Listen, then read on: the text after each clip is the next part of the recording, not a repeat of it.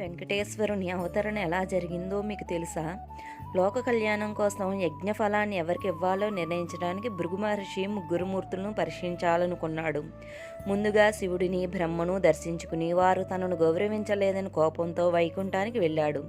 అక్కడ విష్ణుమూర్తి కూడా తన రాకను గమనించకుండా లక్ష్మీదేవితో గడుపుతున్నాడని భావించి ఆగ్రహంతో ఆయన రొమ్ముపై తన్నుతాడు. ఆ వక్షస్థలంలో లక్ష్మీదేవి నివాసం.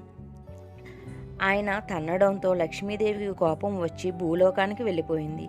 లక్ష్మీదేవి ఎడబాటు భరించలేని శ్రీనివాసుడు భూలోకానికి వచ్చేస్తాడు.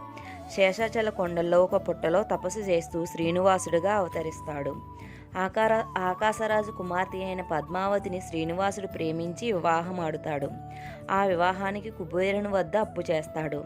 లక్ష్మీదేవి, పద్మావతిదేవి ఇద్దరూ శ్రీనివాసుని ప్రశ్నించినప్పుడు శిలగా మారిపోతాడు. అదే నేడు మనం దర్శించుకునే తిరుమల వెంకన్న రూపం.